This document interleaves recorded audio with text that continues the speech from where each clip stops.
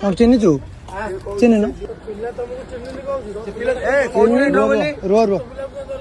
ତାଙ୍କୁ କେବେ ଦେଖିଲ ଦେଖିନ କଣ କହିକି ନେଇକି ଆଇଲେ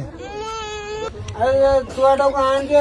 ତା ବାପାର ନମ୍ବର ତ ମୁଁ ଆଣିନି ସେ ତା ବାପା କହୁଛୁ ମୁଁ ଫୋନ କରିବି ତୁ ନେଇକି ଯା କିଛି ହବନି ସେ ଝିଅ ଖାଲି ଗାଡି ଯାକ କାନ୍ଦି କାନ୍ଦି ଆଉଛି ମୁଁ କହିଲେ କଣ କରିବା ନହେଲେ ଆଉ ଥରେ ବାଉଡ଼ିକି ଯିବି ଆଉ ତା ବାପା ପାଖରେ ଛାଡିକି ଆଇବି ଚିହ୍ନିଛୁ ଚିହ୍ନିନ ତାଙ୍କୁ କେବେ ଦେଖିଲ ଦେଖିନ କଣ କହିକି ନେଇକି ଆଇଲେ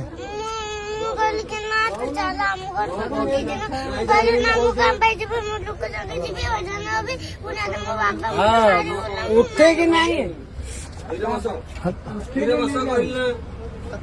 ଯେ ତୋ ନାଁ କଣ ତମ ଘର କୋଉଠି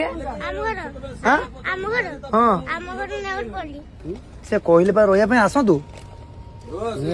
ହଁ ସେ ଆସନ୍ତୁ ଆସିଲା ପରେ ଆସୁଛନ୍ତି ସିଏ ମା ଅଛନ୍ତି କେତେ ବର୍ଷ ହେଲା ମା ତମ ଘର ଜାଣିନ ବାପା ନା କଣ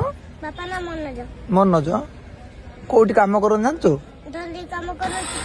ଜାଣିଛୁ ହଁ ଏ ଯୋଉ ଲୋକଟା ଆସିଥିଲା ତାଙ୍କୁ ଚିହ୍ନିଛୁ ଚିହ୍ନିନ କଣ କହିକି ନେଇକି ଆସିଲା ମା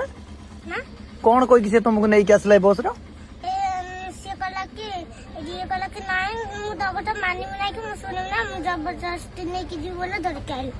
ଏମିତି ଜବରଦସ୍ତି ନେଇକି ଆଇଲା ଜୟ ଜଗନ୍ନାଥ ସମସ୍ତଙ୍କୁ ଆଜ୍ଞା ମୁଁ ଏବେ ବରମୁଣ୍ଡା ବସଷ୍ଟାଣ୍ଡରେ ଅଛି ମାନେ କୁନି ଝିଅଟେ ଆଉ ତାଙ୍କୁ ଜବରଦସ୍ତି ନେଇ ଆସିଲେ ମୁଁ ଅଲରେଡି ଆମେ କଥା ହେଇଛୁ ତାପରେ ପୋଲିସକୁ ଜଣେଇବୁ ଜଣେଇଲା ପରେ ଦେଖିବା ଡିଟେଲ୍ସ ତମେ ଏଠି ରହୁନ ସେ କହୁଛନ୍ତି ଆସୁଛନ୍ତି ତମେ ରହ କୁଆଡେ ଯାଉଛ